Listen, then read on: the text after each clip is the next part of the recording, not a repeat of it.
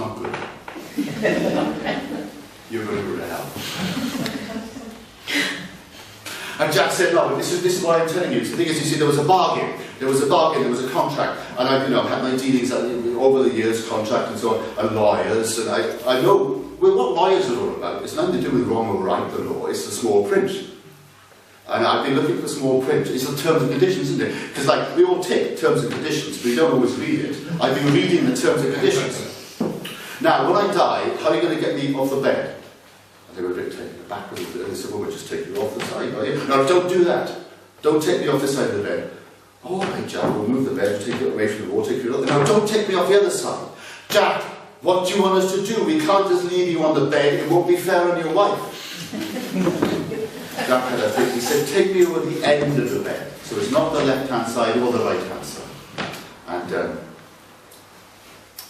they agreed, because he explained the terms and conditions. He said, and then, of course, I guess you call the undertaker every week. How are you going to get my coffin out of the house? And they said, well, we'll take it to the front door, normal procedure. No, don't take the coffin out of the front door. All right, Jack, now I'll take it out of the back door. No, don't do that. Jack, well, what do you want us to do? And Jack had a thought. He said, like, take the coffin out of the window. Even if you have to remove the window frame or some bricks around. All right, we'll do that. And where are you going to bury me? And they swore. Churchyard, Grossman Church. He said, no, don't bury me outside the church. Okay, Jack, you want to be posh.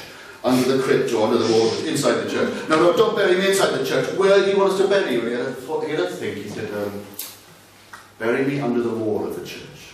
So I'm not inside or outside. He explained why, and they agreed. And they said, look, Jack, we're getting a bit worried about all this. How will we know this has worked and your soul has been saved? And Jack said, okay, before you call the undertaker, call a surgeon, open me up, take out my liver and my lungs, and stick them on the spike on the top of the spire of Grossman Church. After the funeral, you will see black crows flying around it. If one of them is the first to alight on my liver and lungs and start pecking at them, then the devil will have my soul.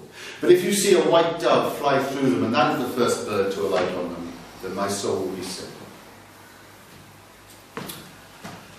Jack died, and his friends followed all the instructions.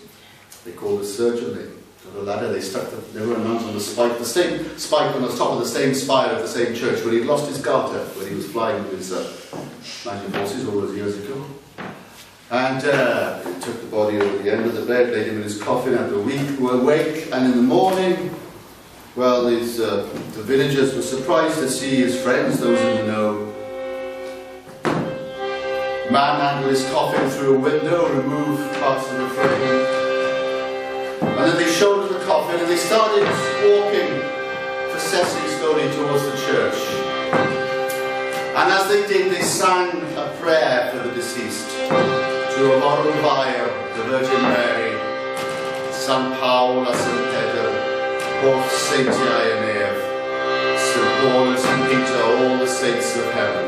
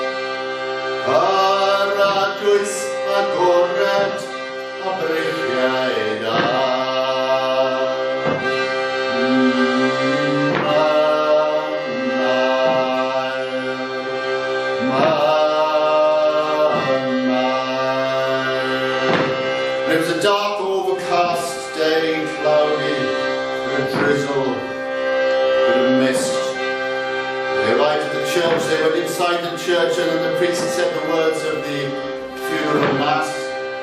And then they laid Sean Kent's body to rest. underneath the wall of the church.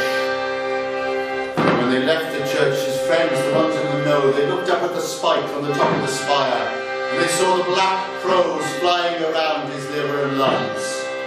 And then they suddenly heard a voice cry out, Sean Kent, false a ryw, false and farw, false and view.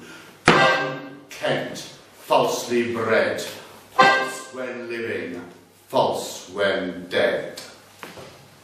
And his friends turned to see where the voice had come from, and they saw a figure standing just outside the churchyard. He wouldn't have dared come onto consecrated ground, wearing a top hat, a tail coat, strange spats over his feet, and the devil turned away in disgust and disappeared into the mist. And then his friends looked up at the spike on the top of the spire, and they saw the white dove fly through the black crows, and the white dove was the first bird to alight on his liver and lungs.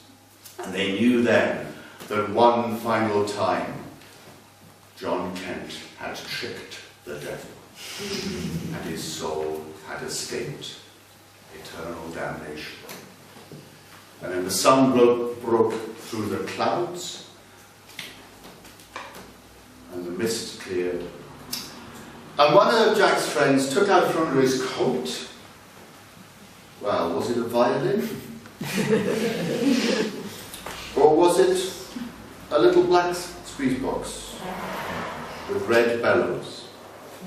And he started to play Jack's favourite tune, The Devil's Dream, or should it have been The Devil's Nightmare?